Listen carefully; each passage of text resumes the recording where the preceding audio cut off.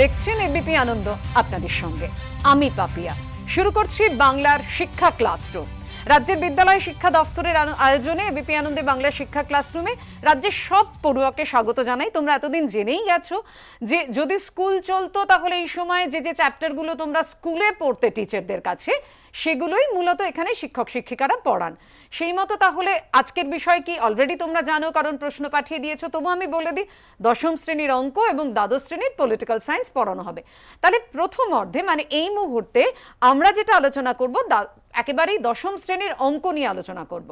আর তোমরাও ফোন করতে পারো, আমাদের ফোন নাম্বার স্ক্রিনে যাচ্ছে, তোমরা দেখে নাও 033-2460-5572 এবং 5573 এই নাম্বারে তোমরা ফোন করবে। আমাদের সঙ্গে দুজন শিক্ষক রয়েছেন, আমি প্রথমেই তাদের সঙ্গে পরিচয় করিয়ে দেবো। আমার সঙ্গে রয়েছেন বিক্রমগড় হাই স্কুলের প্রধান শিক্ষক তপন দে এবং আমার সঙ্গে রয়েছেন কাওড়াখালী নকুল সহদেব হাই স্কুলের প্রধান শিক্ষক দিব্যেন্দু বক্সী।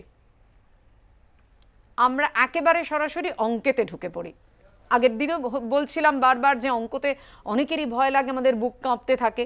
যারা পড়েছো সত্যজিৎ রায়ের গল্প অঙ্ক স্যার, গোলাপীবাবু আর টিপু, তারা নিশ্চয়ই জানো যে টিপু অঙ্কতে 44 পেয়েও তপন স্যার তার কি অবস্থা হয়েছিল। মানে নরহরিবাবু যিনি অঙ্কের স্যার, তাকে এতটাই সে ভয় পেত। তারপর স্যারের কি অবস্থা হয়েছিল সেটা না হয় নাই বললাম।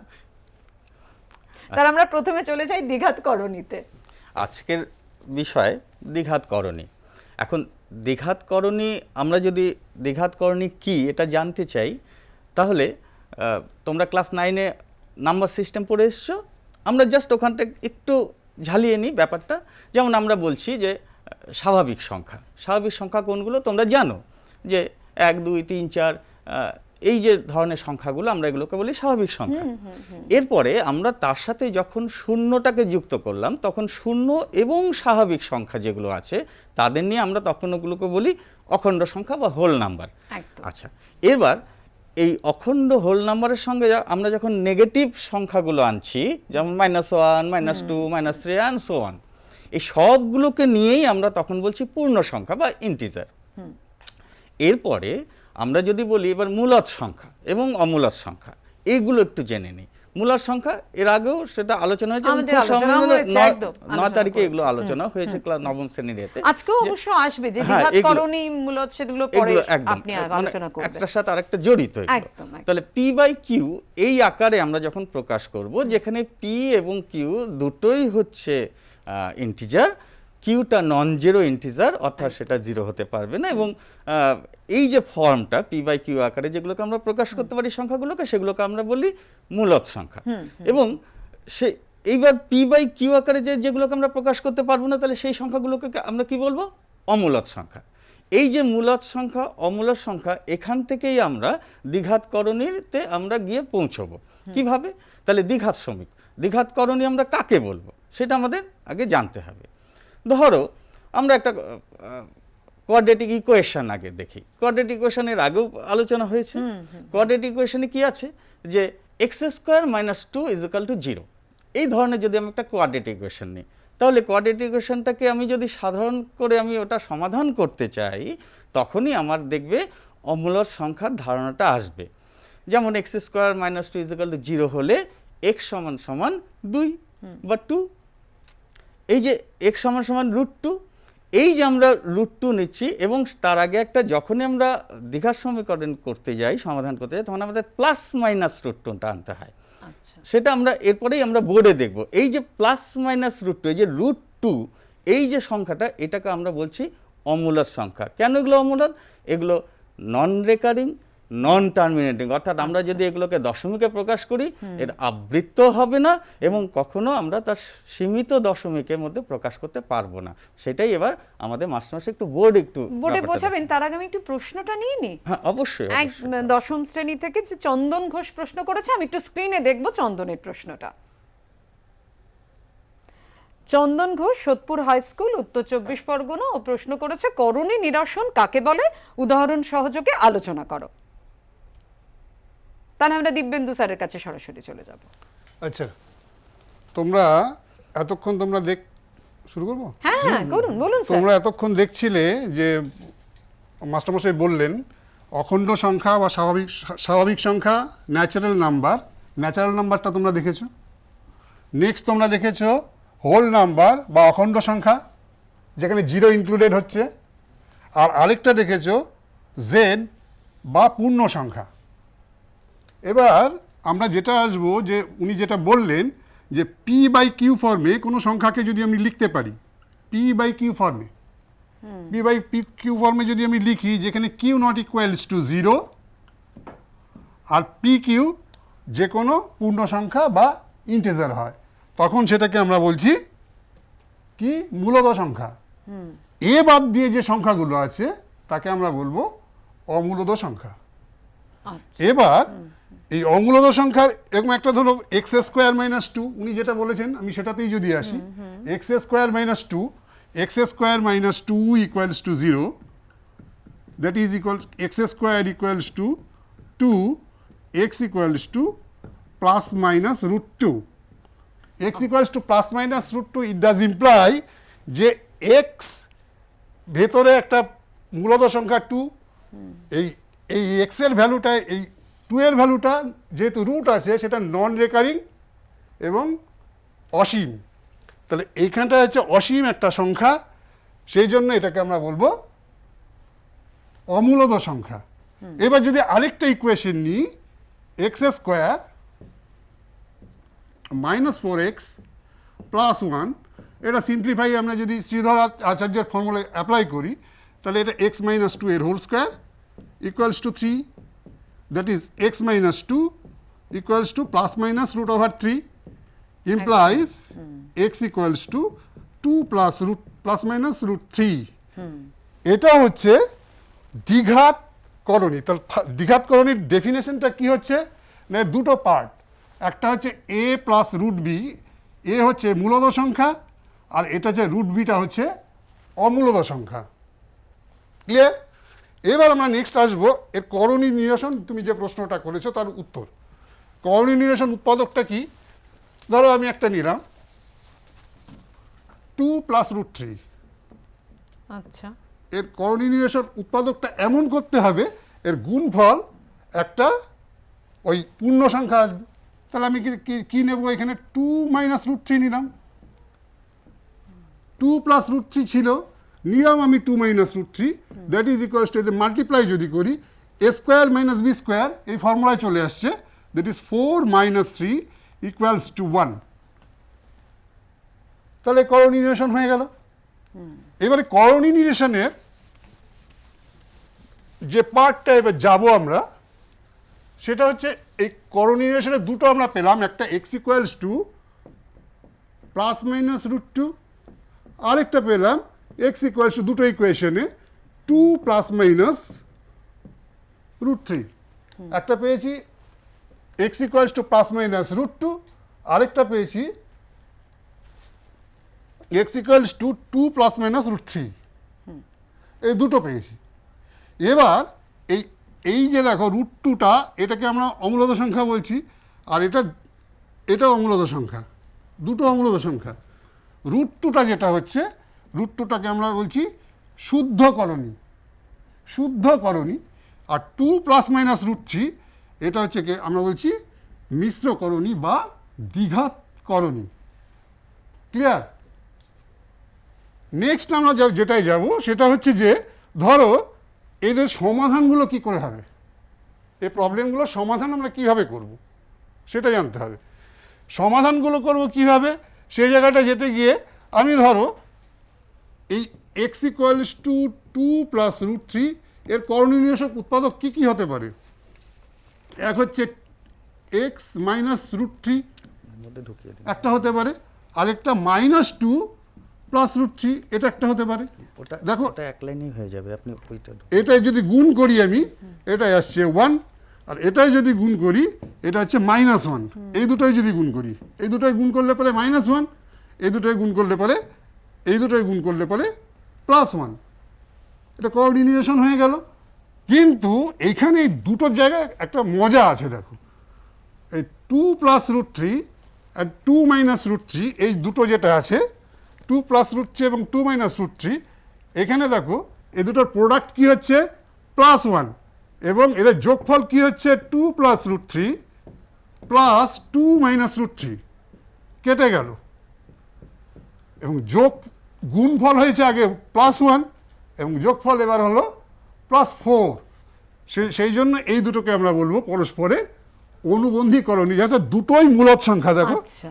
1 এবং 4, this two numbers is exactly মূলদ সংখ্যা। হ্যাঁ, মানে ও দুটোই প্রশ্ন করেছিল চন্দন, করণীয় নিরসন এবং অনুবন্ধীকরণী। আপনি খুব সুন্দর করে বুঝিয়ে দিলেন।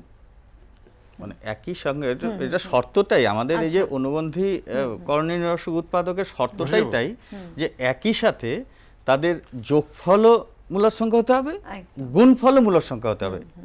এই দুটো একসাথেই যখন ঘটনাটা ঘটবে তখনই আমরা একটাকে অপরের অনুবন্ধী করণীয় নিরসক উৎপাদক বলতে পারবো বা কনজুগেট। তাহলে কি আমরা পরের প্রশ্ন নিয়ে নিতে পারি? অবশ্যই। হ্যাঁ, জয়দীপ মাহাতোর প্রশ্নটা আমি দেখব। জয়দীপ মাহাতো, তুলিন তপবন হাই স্কুল, পুরুলিয়া থেকেও প্রশ্ন করেছে, সদৃশ্যকরণী কাকে বলে? আচ্ছা, এই যে সদৃশ্যকরণী, তাহলে আমরা তো এর আগেই দেখলাম দ্বিঘাতকরণী, আমরা এখন করণী বলতে দ্বিঘাতকরণীকেই বোঝাবো। এইবার দ্বিঘাতকরণীর মধ্যে এমন কতগুলো আছে, যেমন আমি সাধারণ দুটো উদাহরণ নিই। ধরি √8।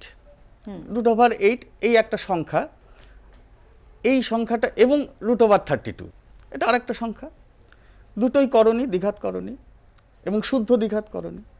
এইবার আমরা যদি এই √8টাকে আমরা যদি সরল করি, অর্থাৎ √4 × 2, এবার 4টা পূর্ণ বর্গ সংখ্যা, আমরা তার থেকে করণীর ওটা রুটের বাইরে আনতে পারবো, তাহলে আমরা পাবো 2√2। আবার √32কে যদি করি 16 × 2 রুটের ভেতরে, তাহলে 16 থেকে আমরা আবার 4কে বের করে নিয়ে আসতে পারবো রুটের বাইরে, তাহলে 4√2। তাহলে √8 = 2√2, √32 মানে 4√2।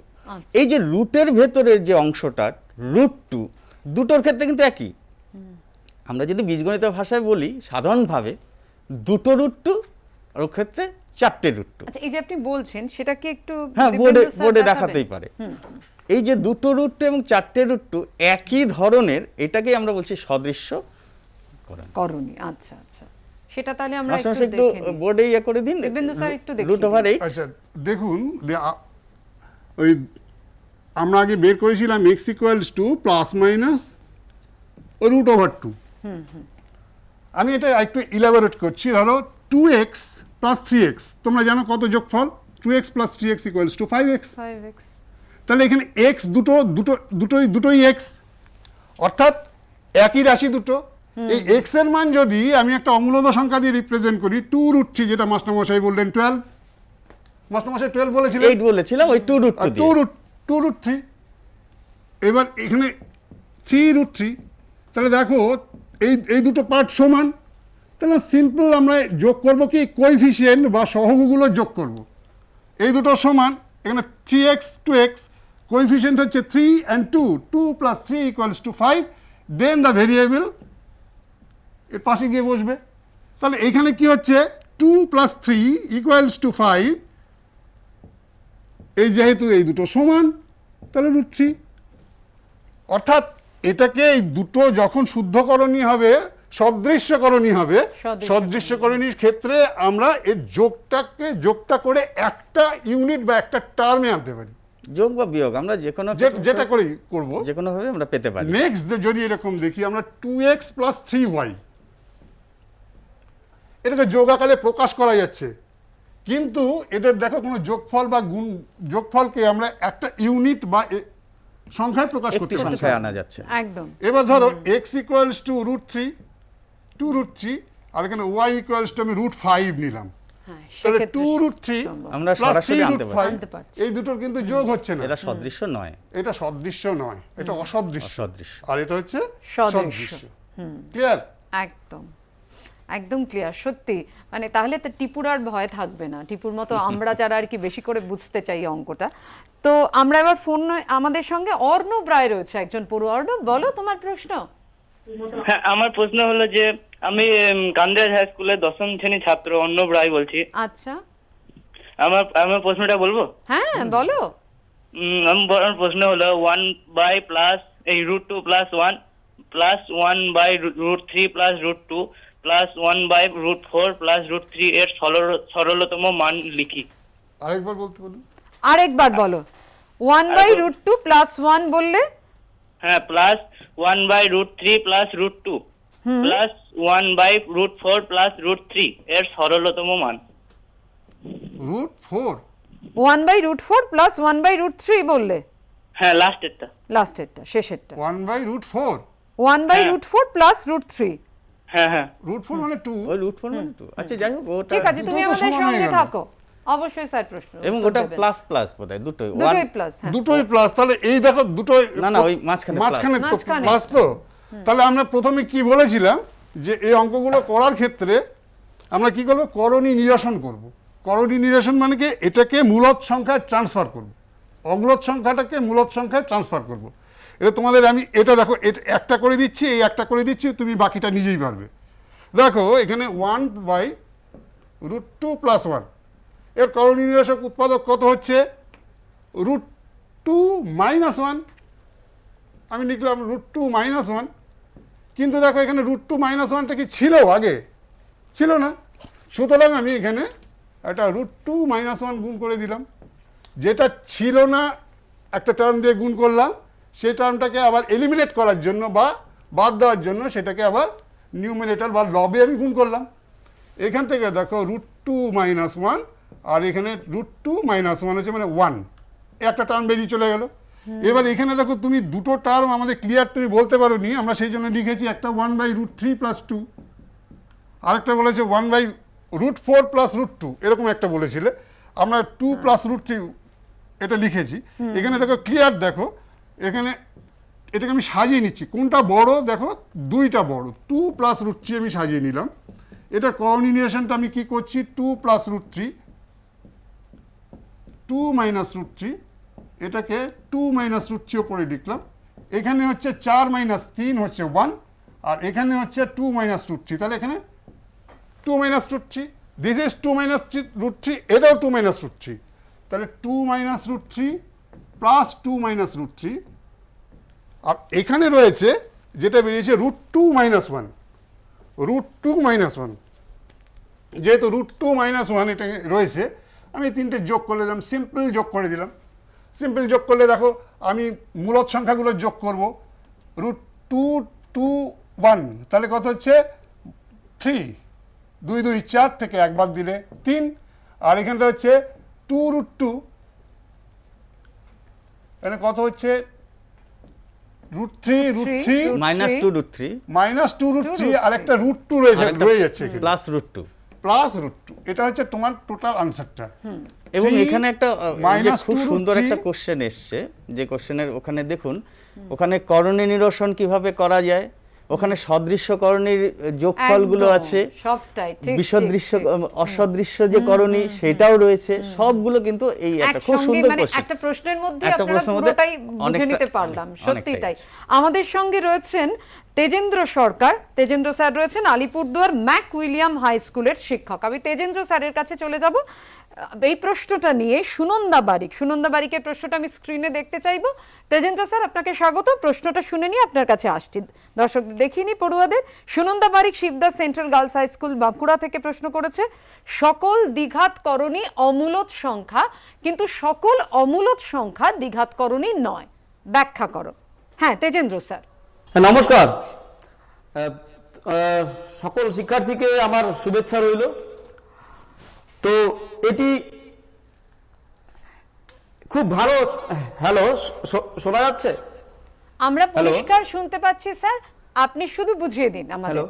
প্রশ্নের উত্তরটা বুঝিয়ে দিন, আমরা পরিষ্কার হ্যাঁ। শুনতে পাচ্ছি। আচ্ছা, হ্যাঁ শোনা যাচ্ছে, একদম ঠিক আছে। এখন আমাদের জানতে হবে দুটি বিষয়। আমাদের দুটি বিষয়ের ধারণা যদি থাকে তাহলে আমরা বলতে পারবো যে এই প্রশ্নের উত্তরটা সুন্দর মতো বুঝতে পারবো আমরা। এক নাম্বার হলো মূলদ সংখ্যা, 2 নাম্বার অমূলদ সংখ্যা। এই ধারণা দুটো যদি স্পষ্ট হয় তাহলে পরে আমরা সেই উত্তরে চলে যেতে পারবো। তো মূলদ সংখ্যার সম্বন্ধে স্যার বলেছেন, খুব সুন্দর বলেছেন, তবু আমি আরেকবার বলে দিচ্ছি, যে সমস্ত সংখ্যাকে p/q এর আকারে প্রকাশ করা যায়, যেখানে p এবং q উভয়ই পূর্ণ সংখ্যা এবং q not is equal to 0, তাকে আমরা মূলদ সংখ্যা বলছি। উদাহরণ হিসাবে আমরা বলতে পারি 3, একে লেখা যায় 3/1 p/q ফর্ম। আমরা বলতে পারি 2.5, একে লিখতে পারি 25/10, এরকম লিখতে পারি, সবই মূলদ সংখ্যা। এবার আমরা চলে যাচ্ছি অমূলদ সংখ্যার দিকে। যে সমস্ত সংখ্যাকে p/q এর আকারে লেখা যাবে না, এই আকারে যাদের লেখা যাবে না তাদেরকে আমরা অমূলদ সংখ্যা বলছি। তো আসলে কোনো সংখ্যাকে কোনো সংখ্যা দ্বারা, কোনো একটি সংখ্যাকে যদি অপর কোনো সংখ্যা দ্বারা ভাগ করা যায় এবং সেই ভাগফল যদি মিলিত না হয়, হয়তো দেখা গেল সেই ভাগফলে আসলো 0.2, 3, 4, 5 ... আসছে, মানে এর কোনো সমাপ্তি আমরা পাচ্ছি না। তার মানে দশমিকের পরে কটি অঙ্ক আছে যদি আমি বুঝতেই না পারি, তাহলে নিচে 1 লেখার পরে কয়টা শূন্য লিখবো সেটাও আমি বুঝতে পারবো না। তার মানে p/q এর আকারে আমি প্রকাশ করতে পারছি না, এটাকে তখন আমরা অমূলদ সংখ্যা বলছি। এই অমূলদ সংখ্যাকে আমরা দুটি ভাগে ভাগ করতে পারি।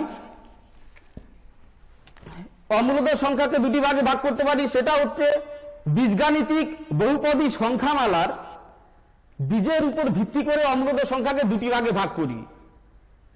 যে সমস্ত অমূলদ সংখ্যা বীজগণিতিক বহুপদী সংখ্যামালার বীজ হবে এবং যার আকার a plus root b, a plus minus root b হবে, যেখানে a এবং b উভয়ই মূলদ সংখ্যা আর বিটা পূর্ণবর্গ সংখ্যা হবে না, এটি হলো তখন দ্বিঘাত করণী। আর যে সমস্ত বীজগাণিতিক বহুপদী সংখ্যামালার বীজ পাওয়া যাবে না, যে সমস্ত মানে বীজ বলতে যে সমস্ত অমূলদ সংখ্যা কোনো বীজগাণিতিক বহুপদী সংখ্যামালার বীজ হবে না, তাকে আমরা বলছি তুরীয় সংখ্যা। যেমন e, পাই, 2√3 ইত্যাদি। এখন দেখতে পাচ্ছি এটা দ্বিঘাত করণী, আর এটা তুরীয় সংখ্যা। এটাও কিন্তু অমূলদ সংখ্যা, এটাও অমূলদ সংখ্যা। দেখতে পাচ্ছি অমূলদ সংখ্যা, সব অমূলদ সংখ্যা কিন্তু দ্বিঘাত করণী নয়, কিন্তু দ্বিঘাত করণী এবং তুরীয় উভয়ই কিন্তু অমূলদ সংখ্যা। সুতরাং এটার থেকে আমরা খুব স্পষ্টভাবে বুঝে গেলাম যে সকল দ্বিঘাত করণী অমূলদ সংখ্যা, কিন্তু সকল অমূলদ সংখ্যা দ্বিঘাত করণী নয়। একদমই। অনেক ধন্যবাদ স্যার আপনাকে, আপনি আমাদের সঙ্গে থাকুন। নিশ্চয়ই পড়ুয়ারা যে প্রশ্ন করেছিল এবং অনেক পড়ুয়াদেরও হয়তো এই প্রশ্ন থাকতে পারে, তারা উত্তর পেয়ে গেল। আমি পরের প্রশ্নে চলে যাব, জয়দীপ দত্তর প্রশ্ন। জয়দীপ দত্তর প্রশ্নটা আমি একটু স্ক্রিনে দেখে নিই, তারপর আমরা স্যারের কাছে চলে যাব। জয়দীপ দত্ত প্রশ্ন করেছে, এমন দুটি মিশ্র দ্বিঘাত করণীর উদাহরণ দাও যাদের গুণফল একটি মূলদ সংখ্যা। আমি মনে হচ্ছে বের করে দিতে পারবো, কিন্তু তখন স্যার। হ্যাঁ, আসলে আমরা যে আলোচনা করেছি তার মধ্যে কিন্তু এর একটা উত্তর আছে। আমরা যখন সেটাই। করণীর নিরসক উৎপাদক বলছিলাম তখনই এর মধ্যে আমি ধরেই নিচ্ছি, আমি একটি মিশ্র দ্বিঘাত করণী নিই 2 প্লাস √3 এবং আরেকটি নিলাম 2 মাইনাস √3, তাহলে দুটো মিশ্র দ্বিঘাত করণী নিলাম। এবং আমরা যদি গুণ করলে কি পাবো? 2 প্লাস √3 গুণ 2 মাইনাস √3, অর্থাৎ a plus b into a minus b ফর্মে। আপনি বলুন না স্যার, একটু দেখান। স্যার যদি একটু বোর্ডে দেখান। স্যার একটু দেখান, স্যার আপনি বলুন। হ্যাঁ, তাহলে 2 প্লাস √3 ইন্টু 2 মাইনাস √3, অর্থাৎ আমরা বীজগণিতের ফর্মুলায় বলতে পারি a square minus b square ফর্মে যদি আমি আনি, তাহলে 2 স্কয়ার মাইনাস √3 স্কয়ার, অর্থাৎ 4 মাইনাস 3 সমান 1। তাহলে আমরা কি পেলাম? দুটো দ্বিঘাত করণী, তাদের গুণফল, সেটা কিন্তু আমরা মূলদ সংখ্যা পেলাম। একদম, হ্যাঁ স্যার। একই সঙ্গে আপনি এটা দেখিয়ে অ্যাসাইনমেন্টটাও দিয়ে দেবেন, কারণ আমাদের সময় খুব কম। 2 প্লাস √3 যেটা হলো 2 প্লাস √3 এর সংখ্যাটা মাস্টারমশাই খুব সুন্দরভাবে বলেছেন। 2 প্লাস √3, আমি আরেকটা এর কোন উৎপাদক নেব, যা না করণী নিরসক উৎপাদক আমরা অলরেডি বার করে ফেলেছি। তাহলে করণী নিরসক উৎপাদক বার করার মূল পদ্ধতিটা হচ্ছে কি, আমরা কি বার করতে পারতাম? 2 মাইনাস রুট 3 একটা হতে পারতো, আরেকটা হতে পারে -2 প্লাস রুট 3, এটা হতে পারে, যে কোনোটাই আমরা নিতে পারি। কিন্তু দেখো এটাই গুণ করলে পরে কত হচ্ছে, 4 - 3 a square minus b square equals to 1।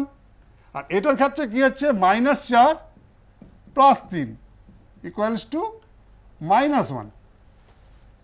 আমরা কিন্তু আগে বলেছিলাম অনুবন্ধীকরণের সময় গুণফল এবং যোগফল, এটা যোগ করলে পরে দেখো এই দুটোই যোগ যদি আমি করতাম তাহলে এটা কেটে গিয়ে 4 হতো, আর এটার গুণফল হচ্ছে 1। তাহলে এটা এটা এই দুটো পরস্পরের অনুবন্ধীকরণই। আর একদম। এই দুটোকে যোগ করলে পরে দেখো 2 প্লাস রুট 3, কিন্তু এখানে 2 রুট 3 আসছে, দেখো যোগ করলে পরে 2 প্লাস রুট 3 -2 প্লাস রুট 3, এটা কেটে গেল, আপনার 2 রুট 3 এটা পাচ্ছি। তাহলে এটা হচ্ছে পূর্ণ সংখ্যা আর এটা হচ্ছে আমরা অমূলদ সংখ্যা, তাহলে এটা অনুবন্ধীকরণই নয়। তাহলে এর মধ্যে দিয়ে তুমি তোমার উত্তরটা পেয়ে গেলে। একদম স্যার। এবার অ্যাসাইনমেন্ট অ্যাসাইনমেন্ট দেওয়া ছিল তখন। হ্যাঁ, আপনি একটু যদি বলে আরেকবার দেন, বোর্ডে দিন। বোর্ডে আচ্ছা, যদি একটু বলে দেন। আচ্ছা, অ্যাসাইনমেন্ট আমি একটু বলে দিচ্ছি, ওরা বাড়িতে কি আমার করবে? যতদূর মনে আছে আমি সেটা বলে দিচ্ছি। আমি যেটা করেছিলাম, তো আমরা চ্যাপ্টার 9.3 নেবে। কোষে দেখি 9.3। চ্যাপ্টার হচ্ছে 9.3, ওখানে তোমরা নেবে পেজ নাম্বার হচ্ছে 161, পেজ নাম্বার 161। তোমার 4 নাম্বার অঙ্কটা করবে, তোমরা 8 নাম্বার অঙ্কটা করবে, তোমরা একের 1 এ আর ডি করবে, 2 আর 4 করবে, আর 3 করবে স্যার আমরা স্ক্রিনেও দেখে নিচ্ছি, 1 আর 3। যেসব পড়ুয়া বোর্ডে কোনো রকম বুঝতে অসুবিধা হচ্ছে তারা কিন্তু একটা স্ক্রিনশটও নিয়ে নিতে পারো, কোনো অসুবিধা নেই। একটা স্ক্রিনশট নিয়ে নিলে তোমরা পুরোটাই বুঝে নিতে পারো। পুরোটাই হ্যাঁ। দেওয়া আছে। এক্সাম্পল সেট করে দেখিয়ে দেবো, তাহলে একটা পুরো সিলেবাস এটা কভার হয়ে যাবে। আমাদের আর সময় নেই, মানে আমরা সময়টা, হ্যাঁ, পরের বিষয়টায় যেতে হবে। আচ্ছা। ওরা আপনি দেখে নিন, আমরাও দেখতে পেলাম। তো দশম শ্রেণীর পড়ুয়ারা তোমরা বুঝতে পেরে গেলে। আর তোমরা প্রত্যেকেই জানো যে পরের দিন প্রশ্ন পাঠাতে গেলে 10টার সময় যে বিষয়টা থাকে তার জন্য একটাই প্রশ্ন করতে হয়, সবগুলো তোমাদের আমি পরে বলে দেবো। দ্বাদশ শ্রেণীর পড়ুয়ারা তোমাদের বিষয় হচ্ছে আন্তর্জাতিক সম্পর্ক। আজকের আলোচনায় শুধু বইয়ের পড়া এবং সেই পড়া মুখস্থ করে উত্তর পাওয়া নয়, আমাদের দেশ, বিশ্ব এবং নিজের রাজ্যকে জানতে গেলে আন্তর্জাতিক সম্পর্ককে বুঝতেই হবে।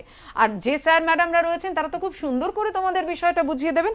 আমার সঙ্গে রয়েছেন ভাস্বতী চক্রবর্তী, বিধাননগর মিউনিসিপ্যাল স্কুলের অধ্যক্ষা, এবং আমার সঙ্গে রয়েছেন সুকৃতি সুন্দর হালদার, বিধাননগর গভর্নমেন্ট হাই স্কুলের শিক্ষক। আপনাদের দুজনকেই স্বাগত জানাই। আমি প্রথমেই চলে আসব সুকৃতি স্যারের কাছে। তার আগে আমি একটা বিষয় বলতে চাই যে আমেরিকান পলিটিক্যাল সায়েন্টিস্ট ওলে হলস্টে তিনি বলেছিলেন আন্তর্জাতিক সম্পর্ক তত্ত্বগুলো হলো মানে অনেকটা রঙিন রোদ চশমার মতো, সেটা যিনি পড়েন শুধু সেই তত্ত্বগুলোই দেখতে পান। তাহলে আমরা প্রথমে পড়ুয়াদের জন্য জানতে চাই যে আন্তর্জাতিক সম্পর্কটা তাহলে কি।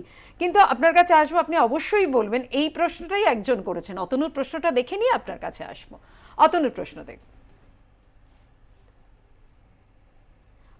অতনু ঘোষ, বুড়িখালী কেএম ইনস্টিটিউশন, আন্তর্জাতিক সম্পর্ক বলতে কি বোঝো? হ্যাঁ স্যার। প্রথমে বলি যে দ্বাদশ শ্রেণীর ছাত্রছাত্রীদের জন্য যে ক্লাসটা আমাদের উদ্যোগটা, সেটা হচ্ছে যে এতদিন তো তাদের ক্লাসের প্রস্তুতি চলতো, তা এই ভয়াবহ এই পরিস্থিতির জন্য তারা ক্লাস করতে পারছে না। আর এদের প্রথম অধ্যায়টাই রয়েছে আন্তর্জাতিক সম্পর্ক। তাহলে আন্তর্জাতিক সম্পর্কের এই বিষয়টা আলোচনা করার আগে এর সোর্সটা, এর ক্ষেত্রটা কীভাবে এলো এইটুকু ওদের জানা দরকার। না হলে হলস্টি বা অন্যান্য রাষ্ট্রবিজ্ঞানীরা আন্তর্জাতিক সম্পর্ক সম্পর্কে যেসব সংজ্ঞাগুলো দিয়েছেন সেগুলো মানে একটা বিধিদত্ত সূত্রের মতো ওদের কাছে আসবে। প্রথম কথা হচ্ছে যে আমাদের যে বিষয়টা রাষ্ট্রবিজ্ঞান, আমরা পলিটিক্যাল সায়েন্সের ছাত্রছাত্রী যারা আছে আমাদের, সেটা হচ্ছে যে এটা তো বৃহত্তর একটা সামাজিক মানে সোশ্যাল সায়েন্স পরিবারের অংশ। তাহলে রাষ্ট্রবিজ্ঞান কিন্তু আমি ম্যাডাম আছেন, আমরা আলোচনা করছি যে আন্তর্জাতিক সম্পর্ক।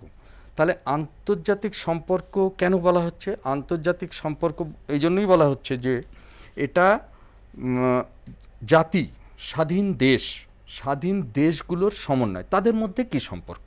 একদম। আমরা সর্বনিম্ন একক রাষ্ট্রের কি? পরিবার, সমাজ, রাষ্ট্র। তাহলে পরিবারের সঙ্গে পরিবারের সম্পর্ক পারিবারিক সম্পর্ক, রাষ্ট্রের সঙ্গে রাষ্ট্রের সম্পর্ক আন্তর্জাতিক সম্পর্ক, জাতিগুলো, ইন্টারন্যাশনাল রিলেশন। তাহলে এই আন্তর্জাতিক সম্পর্ক, এই যে কনসেপ্টটা, এটা প্রাচীনকাল থেকেই ছিল। যখন প্রথম সভ্যতা এলো, আমরা জানি যে রোমান সভ্যতা, সেই সময়টাও রাষ্ট্রগুলোর মধ্যে এক ধরনের সম্পর্ক ছিল। পরবর্তীকালে অ্যানসিয়েন্ট ইন্ডিয়ার ইতিহাস দেখলো তো আমরা, বিভিন্ন পরিব্রাজকরা এসছেন, আমাদের বিভিন্ন রকম সম্পর্ক তখনকার, যখন ডাইনেস্টি ছিল, মধ্যযুগ বা পরবর্তীকালে যখন সম্রাট, ইসলামিক সাম্রাজ্য, তখনও এই ধরনের সম্পর্ক ছিল। গেল সেখান থেকে বেরিয়ে যাওয়ার পরে সবথেকে টার্নিং পয়েন্ট যেটা, সেটা হচ্ছে সংস্কার আন্দোলন, শিল্প বিপ্লব।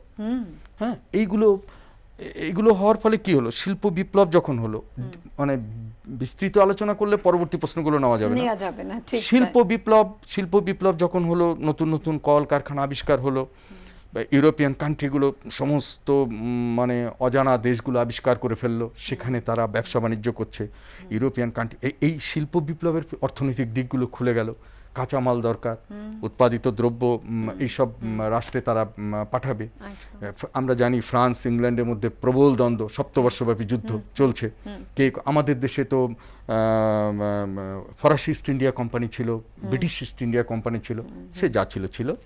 পরবর্তীতে শিল্প বিপ্লবের যে সুফল কুফল যাই হোক, পরবর্তীতে যখন জাতিরাষ্ট্র, প্রাশিয়া ইউনাইটেড হলো, জার্মানি হলো, ইটালির ঐক্য হলো, নেপোলিয়ানের যে ইউরোপ বিজয়ের যে ফল, বিভিন্ন পরাধীন রাষ্ট্রগুলোর মধ্যে জাতীয়তাবোধ জাগ্রত হলো, সব জাতিগুলো স্বাধীন হতে শুরু করলো। পরবর্তীতে যা হয়, স্বাধীন রাষ্ট্রে তারা বিভিন্ন আগ্নেয়াস্ত্র পাচ্ছে, বিভিন্ন অস্ত্র পাচ্ছে। এইরকম পরিস্থিতিতে আমরা দেখলাম প্রথম বিশ্বযুদ্ধ 1914, ভয়াবহ যুদ্ধ, শেষ হলো গিয়ে 1918 সাল নাগাদ। আচ্ছা, এই যে যুদ্ধের ভয়াবহতা, তখন রাষ্ট্রগুলোর, বৃহৎ রাষ্ট্রগুলোর মধ্যেই একটা চিন্তাভাবনা এলো যে পরবর্তীতে যুদ্ধ সংক্রান্ত বিভীষিকাকে কিভাবে এড়িয়ে, বৃহৎ রাষ্ট্রগুলো এটাও দেখলো যে আমরা যুদ্ধের ব্যাপারটাকে এড়িয়ে ছোট ছোট উন্নয়নশীল রাষ্ট্রগুলো, উন্নত রাষ্ট্রগুলো, তাদের সঙ্গে আমরা যদি নিজেরা একটা কমান্ড দিয়ে তাদের মীমাংসা। এই সংক্রান্ত একটা প্রশ্ন রয়েছে, তাহলে কি আমি প্রশ্নটা নিয়ে একটু ম্যাডামের কাছে যাই? হ্যাঁ, তাহলে আমরা প্রশ্নটা রাজিবুল শেখের প্রশ্নটা দেখব স্ক্রিনে। রাজিবুল শেখ প্রশ্ন করেছে, discuss the development of international relation between the two world wars. হ্যাঁ, দুটো বিশ্বযুদ্ধ আমরা বইতে পড়েছি, কিন্তু তার ভয়াবহতা এবং তার সম্পর্ক। হ্যাঁ, আগে একটু we are doing absolutely exam oriented classes. বাচ্চারা যার জন্য এটা পড়ছে তারা কিন্তু পরীক্ষাতেই বসবে একদম। তা আমার মনে হয় এটাকে আমরা কনসাইজ করে যদি ওদের কাছে এই বার্তাটা পৌঁছাতে পারি, বইটা তো ওদের কাছে নতুন, যারা 12-এ উঠেছে তাদেরকে যদি আমরা গাইড না করি, ওরা বইটা খুলে কিছু বুঝতে পারবে না। তো ওদেরকে যেটা জানতে হবে যে যেই টপিকটা আমরা পড়াচ্ছি বা যেই বিষয়টা নিয়ে পড়াচ্ছি, সেখান থেকে কোনো শর্ট কোয়েশ্চেন বা কোনো এমসিকিউ কিছুই আসে না। যেটা আসে সেটা হচ্ছে অল লং আনসার্স, 8 নম্বরের আনসার। সেটা থাকে 5+3 এরকম থাকে, কিংবা 6+2। এটা আগে ওদের জানতে হবে, কারণ তা না হলে তো ওরা বইটা খুলে আপাতত direct interaction with the school তো ওদের হবে না। ওদের যেটা করতে হবে এইভাবেই ওদের বুঝতে হবে কিভাবে এগোবে, কিভাবে বুঝবে। তাহলে আপনি সরাসরি প্রশ্নের উত্তর। সেই জন্য এখানে যেটা দেখতে হবে, যে যেন স্যার বললেন, আমাদের ওয়ার্ল্ড ওয়ার 1 1914-এ শুরু হয়েছিল। তার আগে এই ইন্টারন্যাশনাল রিলেশন বলে এই কনসেপ্টটা অ্যাবসলিউটলি ছিলই না। যেটা ছিল একটা ইন্টারন্যাশনাল ল, একটা ডিপ্লোম্যাটিক হিস্ট্রি, তার ওপরেই কিন্তু প্রত্যেকটা স্টেট ইন্টারাক্ট করতো। অ্যাজ সাচ ইন্টারন্যাশনাল রিলেশন বলে কিছু ছিলই না। এবং তার ফলেই কি হলো, আমরা 1914 সালে ওয়ার্ল্ড ওয়ার ফেস করি। এই ওয়ার্ল্ড ওয়ার যখন ফেস করি, তখনই total world they became conscious how to tackle the cause, the origin. হঠাৎ এই ওয়ার্ল্ড ওয়ারটা হলো কেন? তারপরে দেখা গেল ওয়ার্ল্ড ওয়ারটা হয়েছে মূলত যেসব বিশেষ কান্ট্রিজগুলো আছে তাদের মধ্যে কন্টিনিউয়াসলি একটা সিক্রেট এগ্রিমেন্ট হতো, চুক্তি, একটা চুক্তি হতো, যেটা কোনোভাবেই অ্যালাউ করা যায় না। তা আমরা যখন এই আনসারটাকে, যে কোয়েশ্চেনটা আমরা স্ক্রিনে দেখেছি, এটাকে যখন আমরা অ্যাপ্রোচ করব, আমাদের এই আনসারটাকে 3টে পার্টে ভাগ করতে হবে। First part, we are going to right about the introduction, যেটা উনি বললেন, বা ইন্টারন্যাশনাল ল কাকে বলে বা ইন্টারন্যাশনাল রিলেশন কাকে বলে। তারপরের পার্টটায় যাচ্ছি যে destruction, what happened in the world war one, সেটা বলার অপেক্ষা রাখে না, সেটা সবাই জানে। ম্যাসিভ ডিস্ট্রাকশন, তখন সারা পৃথিবীর লোক যারা চেয়েছিল, they wanted peace, no more war. এইটা মাথায় রাখার পরেই 1914-এ লন্ডনে একটা ডিক্লারেশন করা হলো যে by all means any kind of secret agreement, secret talks should be stopped. এইটা চললে কোনো অবস্থাতেই কোনো যুদ্ধ আটকানো যাবে না। এইটা মাথায় রাখার পরই আমাদের যেটা নেক্সট পয়েন্টে হাইলাইট করতে হবে, লেনিন আর উড্রো উইলসনের ওনাদের কি কন্ট্রিবিউশন। আচ্ছা, আপনি সেইটা বলার আগে আমি একটা ফোন নিই, একজন পড়ুয়া রয়েছে, ইপসা গুহ। ইপসা, বলো তোমার প্রশ্ন। ইপসা, তুমি টিভির ভলিউমটা একটু মিউট করে দাও, তাহলে আমরা তোমার একেবারে সরাসরি প্রশ্নটা খুব সুন্দর করে শুনতে পাবো। বলো। আন্তর্জাতিক সম্পর্ক কিভাবে একটা বিষয় রূপে স্থান পেল? আচ্ছা, তুমি আমাদের সঙ্গে থাকো। এই কোয়েশ্চেনটার কথাই আমি উত্তরটা দিচ্ছি। এটা আমি ও মনে হয় একটু খেয়াল করেনি। আমি যেটা বললাম, আমাদের যখন প্রথম বিশ্বযুদ্ধ শুরু হয়, এই আন্তর্জাতিক ইন্টারন্যাশনাল রিলেশন, আন্তর্জাতিক সম্পর্কটা কিন্তু ছিল না, একদম টোটালি একটা ইন্টারন্যাশনাল জেনারেল ল ছিল, তার উপরেই বিভিন্ন দেশরা ইন্টারঅ্যাক্ট করলো। যুদ্ধটা শুরু হলো 1914, প্রথম বিশ্বযুদ্ধ, তারপরেই কিন্তু এই কনসেপ্টটা এলো, তারপরেই একে নিয়ে রিসার্চ শুরু হলো যে কিসের জন্য এই যুদ্ধ হলো, এর কারণটা কি, এর উৎসটা কি, এই নিয়ে সবাই পড়তে শুরু করলো। তারপরে এই পয়েন্টের থেকে আমার মনে হয় ওর কাছে এটা পরিষ্কার হয়ে গেল, যদি আজকে প্রথম বিশ্বযুদ্ধ না হতো, তাহলে মনে হয় আজকে আমরা এই জায়গায় বসে ইন্টারন্যাশনাল রিলেশন নিয়ে আলোচনা করতে পারতাম। সেটা একটা বিশাল ব্যাপার। তাই এটা মনে হয় ওর প্রশ্নের উত্তর দিয়েছে। এটা ছোট্ট করে যদি ও বুঝতে পারে, আর আমি সব স্টুডেন্টসদেরই বলবো, এই চ্যাপ্টারটা একটা বিশদ chapter, we are going to study it in a concise manner, যাতে ওদের ট্যাকেল করতে সুবিধা হয়। আমি নেক্সট পয়েন্টে চলে যাই। লেনিন আর উড্রো উইলসন কি করেছিলেন?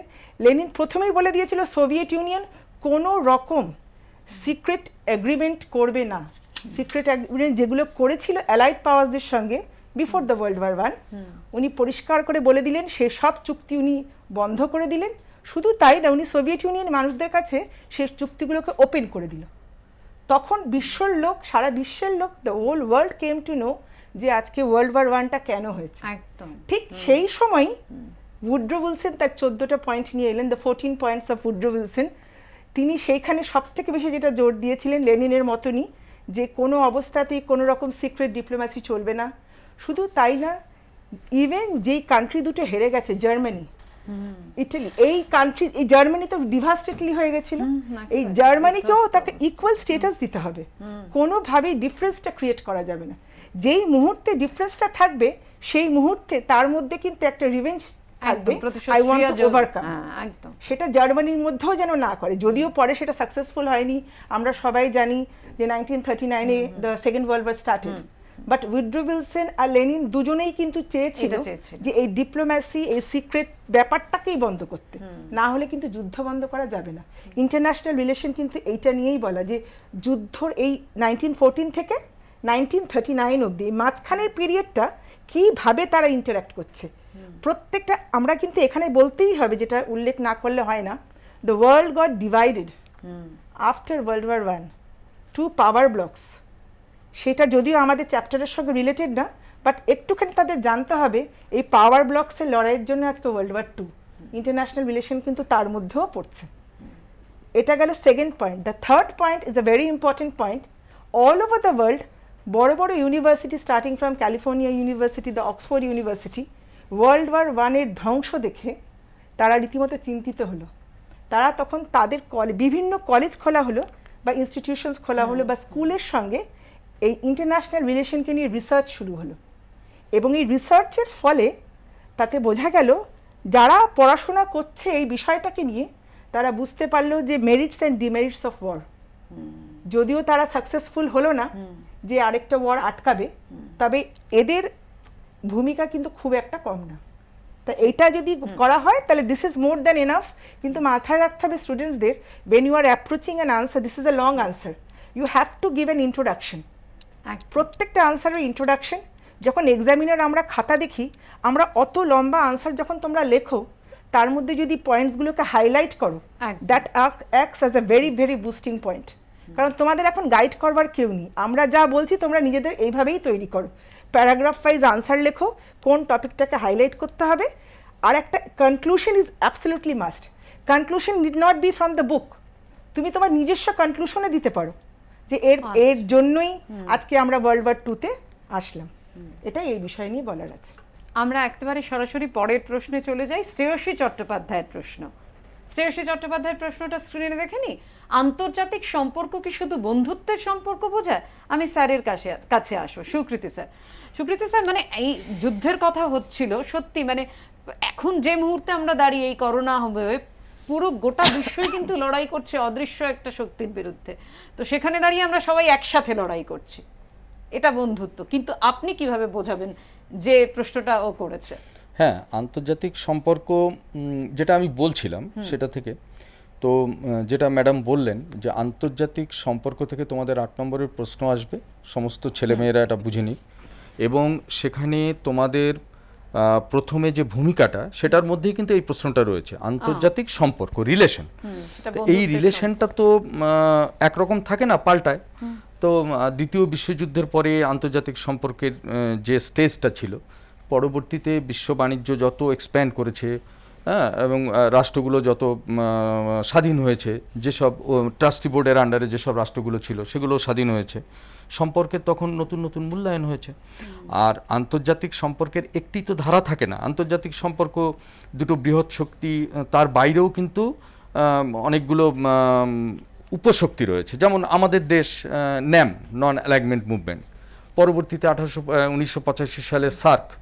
তো এই যে বিভিন্ন রকম রাষ্ট্রীয় সংগঠন, এই সংগঠনগুলো কি করে?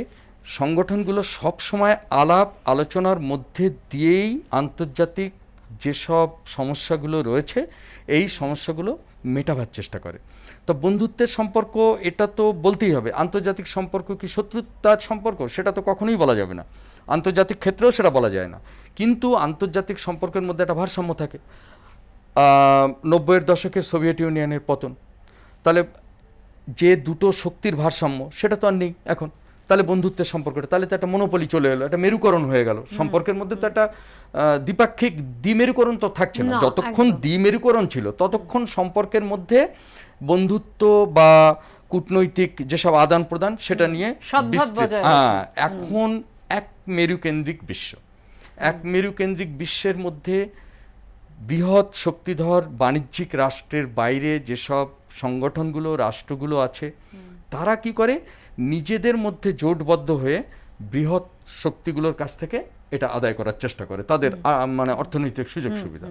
করোনা ভিত্তিক এই যে ভয়াবহ অভিশাপ, এখন এই রকম সময়ে আন্তর্জাতিক সম্পর্কটা যেখানে দাঁড়িয়ে আছে, এইটা যখন আমরা ওভারকাম করব, তখন সম্পর্কটা আবার অন্যরকম গিয়ে দাঁড়াবে।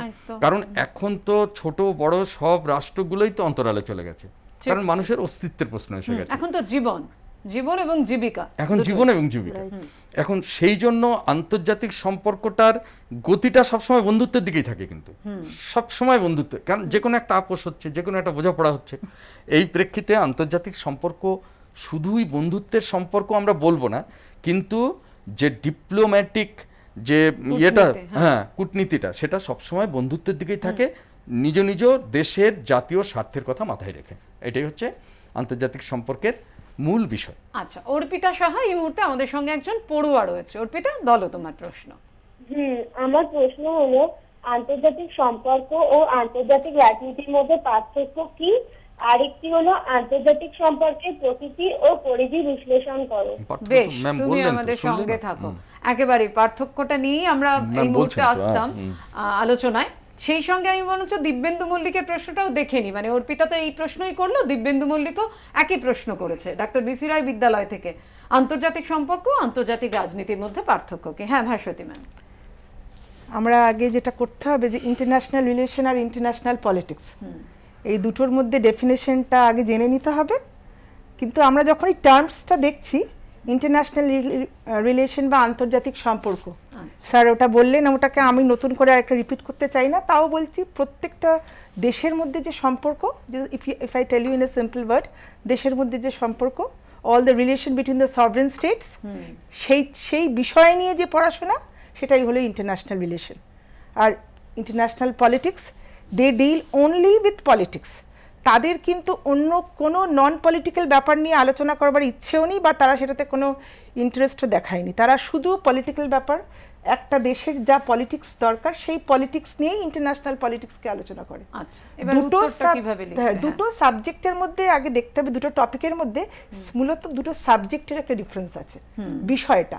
এরা আন্তর্জাতিক ইন্টারন্যাশনাল রিলেশন, এরা political as well as non political, রাজনৈতিক এবং অরাজনৈতিক দুটো বিষয় নিয়েই এরা আলোচনা করবে। এবং রাজনৈতিক বিষয় ছাড়া যে অরাজনৈতিক বিষয়টা, যেটা ইন্টারন্যাশনাল পলিটিক্স ইগনোর করে, অরাজনৈতিক মানে প্রত্যেকটা মানুষ, প্রতিটা দেশের মানুষ, the people of the world, তাদেরকে নিয়েও পড়াশোনা করছে, গোষ্ঠী, তাদের দ্বন্দ্ব। শুধু যে পলিটিক্স তা না, পলিটিক্সের বাইরেও যে আমাদের আরেকটা লাইফ এক্সিস্ট করে, সেইটা নিয়ে ইন্টারন্যাশনাল রিলেশন ডিল করে। কারণ একটা রাষ্ট্রের সঙ্গে আরেকটা রাষ্ট্রের রিলেশন শুধু পলিটিক্স দিয়ে হচ্ছে না। we are dependent on economy, we are dependent on business, আরো অনেক কিছু ফ্যাক্টরস দেখতে হয় যেগুলো দিয়ে কিন্তু সম্পর্কটা তৈরি হয়। নিশ্চয়ই সেখানে যদি আমরা শুধু পলিটিক্স নিয়ে কনসেন্ট্রেট করি, আমাদের পড়াটা কমপ্লিট হবে, it will be an incomplete study. তাহলে আমরা দেখতে পাচ্ছি international politics is a part of international relation. International relation পড়তে গেলে ইন্টারন্যাশনাল পলিটিক্স নিয়ে পড়তে হবে। আর ইন্টারন্যাশনাল পলিটিক্স পড়তে গেলেই কখনো ওটাকে এককভাবে বা স্বাধীনভাবে পড়া যাবে না। ওটাকে পড়তে গেলে ইন্টারন্যাশনাল রিলেশনের উপরে ডেফিনেটলি ডিপেন্ড করতে হবে। Politics is a relation between two category of people. তারা কিন্তু অন্য কোনো বিষয়কে প্রাধান্য দিচ্ছে না, তারা একটা ব্যাপারেই কনসেন্ট্রেট করছে। শুধু একটা ব্যাপারে কনসেন্ট্রেট করলে তাহলে কিন্তু বিশদভাবে দুটো সভরেন স্টেটসের রিলেশন আমরা জানতে পারি না, আমাদের স্টাডিজ বিকাম ইনকমপ্লিট। তাহলে যদি পার্থক্য বলতে চাই, আগে দুটো ডেফিনেশনটা বলতে হবে। International politics deal only with the political aspect, R international relation deals with both political এবং non political দুটোই। আর তারপরে দেখতে হবে এর ব্যাপ্তিটা, that is it is a very very broad study. International রিলেশনের পড়াশোনা অনেকটা বেশি ব্রডার, আর সেই তুলনায় ইন্টারন্যাশনাল পলিটিক্সের স্টাডিটা অনেক বেশি narrow. They only concentrate in one topic, এটা দিয়ে শেষ হবে। তার মানে দুটো রাষ্ট্রই তারা যখন আলোচনা করবে এবং এই সম্পর্কের জায়গায় আসবে, তখন তো তার সঙ্গে সবটা জড়িয়ে, দুটো রাষ্ট্রই তো চাইবে নিজের নিজের ভালো, তার দেশের মানুষ ভালো থাক, সেই জায়গায় তো সব বিষয়ই চলে আসবে। সেখানে শুধু পলিটিক্স নিয়ে আলোচনা করলে চলবে না। একদম। আমি সুকৃতি স্যারের কাছে চলে যাব, এবং একটা প্রশ্নও ছিল আমাদের কিছুক্ষণ আগে, এক পড়ুয়া যে প্রশ্ন করেছিল আন্তর্জাতিক সম্পর্কের বিকাশের ধারা। আমি অভিপ্সার প্রশ্নটা দেখে নিতে চাইব। হ্যাঁ, বিকাশের ধারাটা তো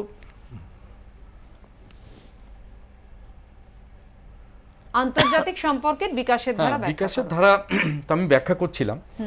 আর শুরুতেও আমি বলেছি, পরে ম্যাডাম বললেন, তোমরা যারা শুনছো তোমরা বুঝতে পারছো যে এই অধ্যায় থেকে সমস্ত প্রশ্ন, তোমরা যেটা আন্তর্জাতিক সম্পর্ক, আন্তর্জাতিক রাজনীতি, যে বিভাগেই যাবে সমস্ত উত্তরটাই কিন্তু এক, আলাদা করে কোনো উত্তর নেই।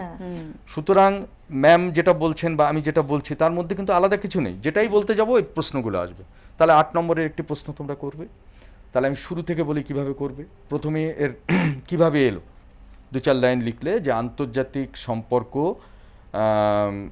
ভেরি বিগিনিং এটা ছিল, তারপরে আস্তে আস্তে ফার্স্ট ওয়ার্ল্ড ওয়ার, দ্বিতীয় বিশ্বযুদ্ধ, তার আগে শিল্প বিপ্লব বা নেপোলিয়ান পরবর্তী জাতি রাষ্ট্রগুলোর উদ্ভব, সেখান থেকে জাতিগুলোর পারস্পরিক সম্পর্ক, দ্বিতীয় বিশ্বযুদ্ধ, ভয়াবহ পারমাণবিক অস্ত্র প্রয়োগ, তার যে বিভীষিকা, সেটা থেকে 1945 সান ফ্রান্সিসকোতে বসে ইউএনও গঠন করার পরে পৃথিবীর প্রায় সব রাষ্ট্রগুলো একটা ছাতার তলায় চললো, একটা অর্গানাইজেশনের মধ্যে এলো, এটা বলতেই হবে। আসার পরে কি হলো, কোনো রাষ্ট্র বেসিক্যালি এককভাবে কোনো সিদ্ধান্ত নিতে পারে না। তুমি দেখবে যে কোনো রাষ্ট্র কোনো কিছু বলছে তখনই, এমনকি কোনো দেশে যদি গণতান্ত্রিক সরকার কোনোভাবে উৎখাত হয়, দেখবে যে বাইরের রাষ্ট্রগুলো সঙ্গে সঙ্গে সেই রাষ্ট্রকে বলে আগে ডেমোক্রেসি ফিরিয়ে নিয়ে এসো, তবে তোমার দেশে কিন্তু আমরা ইনভেস্ট করব, তাহলে এটা সম্পর্কের একটা বৃহত্তর দিক। একদম। তাহলে ক্রমবিকাশটা আমি বললাম এভাবে বলবে, দুটো বিশ্বযুদ্ধের মাঝখানে সম্পর্কটা কিভাবে এই আধুনিকীকরণ হলো সেখানে গেলে, তারপরে আন্তর্জাতিক সম্পর্কের যে বিভিন্ন রূপ, তার বাস্তববাদী রূপ, আদর্শবাদী রূপ, তার কাঠামোগত, এইগুলোকে দিয়ে একেবারে আন্তর্জাতিক সম্পর্কটা উত্তরটাকে শেষ করবে। 8 নম্বরের প্রশ্ন, এটা কিন্তু মাথায় রাখবে তোমরা। হ্যাঁ, শুধু প্রান্তের জেলায় যেসব ছেলেমেয়েরা তোমরা শুনছো, এই প্রশ্নটা নিয়ে ভীত হওয়ার কিছু নেই। তোমরা কঠিন কথাগুলোকে বাদ দাও, তোমরা সহজভাবে দুটো রাষ্ট্রের, পরিবারের সম্পর্ক, মানুষের সঙ্গে মানুষের সম্পর্ক, একটা দেশের মধ্যে, রাজ্যগুলোর মধ্যে দেশের সরকারের সম্পর্ক, এইটা মানে একটা স্বাধীন দেশ অন্য দেশের সাথে সম্পর্ক কিরকম, সম্পর্কের তো বিন্যাস আছে। আমাদের প্রতিবেশী স্যার, রাষ্ট্রের সাথে আমাদের মানে সম্পর্ক, সময় একদম শেষ, আমরা তাহলে অ্যাসাইনমেন্টে চলে যাই। কারণ আপনি যেটা বললেন, সম্পর্ক তো থেমে থাকে না, সম্পর্ক গতিশীল। চলতেই থাকবে। একদম। হ্যাঁ। তা যেটা পড়ালাম তার অ্যাসাইনমেন্ট এগুলো বাড়িতে অবশ্যই করবে। আর যেটা প্রথমেই বলেছিলাম, প্লিজ কিপ ইন মাইন্ড যে when you are writing a long answer, it should be in detail, it should be paragraphized, important lines should be highlighted. এছাড়া এই আনসারসগুলোর মধ্যে আর কিছুই নেই, আমরা যা বলেছি ঘুরে ফিরে সেই আনসারই হবে। ফার্স্ট কোয়েশ্চেন হচ্ছে আন্তর্জাতিক সম্পর্কের সংজ্ঞা দাও। সেকেন্ড কোয়েশ্চেন, আন্তর্জাতিক সম্পর্কের প্রকৃতি ও পরিধি আলোচনা করো। স্কোপ, প্রকৃতি আর পরিধি মানে স্কোপ। স্কোপ। আন্তর্জাতিক সম্পর্কের বিকাশ কিভাবে ঘটে, এইমাত্র স্যার বললেন কিভাবে এর ডেভেলপমেন্ট হয়েছে, সম্পর্কটা কিভাবে ডেভেলপ করেছে। For the English medium students, if you তোমরা ডোন্ট যারা আন্ডারস্ট্যান্ড, চাও, হ্যাঁ, স্ক্রিনশট নিয়ে নিতে পারো। you have to discuss only about how the international relation is developing. তাহলে যা যা আলোচনা হলো, আর তোমরা ম্যাডাম বই ওইটা তো পাচ্ছই, হ্যাঁ। আন্তর্জাতিক সম্পর্ক এবং ম্যাডাম যেটা বোঝালেন আন্তর্জাতিক রাজনীতির মধ্যে যে পার্থক্যটা, ওটাকে একটু আলাদা করে চ্যাপ্টার ওয়াইজ ওটা পড়ে রাখবে, যেটা ম্যাডাম এই মাত্র বললেন। কোশ্চেন হিসেবেও তোমরা লিখে ওটা নিতে পারো। কোশ্চেন হিসেবেও তোমরা ওটাকে রাখবে। যদি Write the আরো কোনো difference প্রশ্ন between থাকে তারা তো international পাঠাতেই পারে পোর্টালে, তারা পেয়েও যাবে 48 ঘন্টা সব পর। শেষে যেটা বললেন যে ক্রমবিকাশের ধারা, ওটা দেখবে বইয়ে রয়েছে, স্ট্যান্ডার্ড টেক্সট বুকে রয়েছে ওটা। আচ্ছা। ওটাকে কন্টিনিউয়াস মানে তোমরা ওটা ফলো করবে, কন্টিনিউ করবে ওটাকে, কারণ ওটা থেকেই তোমরা আপডেটটা পাবে আর কি। একদম, আমাদের সময় শেষ একেবারে। অনেক ধন্যবাদ আপনাদেরকে। কালকের বিষয়টা তোমাদের বলে দিই, সকাল 10টায় সরাসরি ক্লাসরুমে কালকে নবম শ্রেণীর ভৌতবিজ্ঞানে ওয়াট, পাওয়ার অ্যান্ড এনার্জি ভালো করে দেখে নাও, এবং দ্বাদশ শ্রেণীর পদার্থবিদ্যায় ক্যাপাসিটেন্স নিয়ে আলোচনা করবেন শিক্ষকরা। এটা কিন্তু সকাল 10টার বিষয়, বাংলা শিক্ষা ক্লাসরুমে সরাসরি। এবারে তোমরা অলরেডি প্রশ্ন পাঠিয়েও দিয়েছো, একটার মধ্যে প্রশ্ন পাঠাতে হবে। আর দুপুর 3টের বিষয় তোমাদের বলে দিই, সময় আছে সন্ধ্যে 6টা পর্যন্ত। দশম শ্রেণীর জীবন বিজ্ঞানের continuity, theme continuity, sub theme reproduction, এটা জীবন বিজ্ঞান দশম শ্রেণীর। সেই রকম প্রশ্নই তোমরা রেডি করে পাঠিয়ে দাও। আর দ্বাদশ শ্রেণীর নিউট্রিশনের preparation of simple therapeutic diet, এই নিয়ে আলোচনা করবেন শিক্ষকরা। এবারে তোমরা ইতিমধ্যেই জেনে গিয়েছো যে কিভাবে পাঠাবে এবং কখন পাঠাবে। 10টা থেকে যে 11টা আমাদের সেশন, সেটা তো ইতিমধ্যেই তোমরা প্রশ্ন পাঠিয়ে দিয়েছো। আর 3টে থেকে 4টে সন্ধ্যে 6টার মধ্যে তোমরা রেডি করে প্রশ্ন পাঠিয়ে দাও। এবার তোমাদের বলে দিই কিভাবে পাঠাবে। তোমরা ইতিমধ্যেই জেনে গিয়েছো, হোয়াটসঅ্যাপ এবং ইমেল করবে।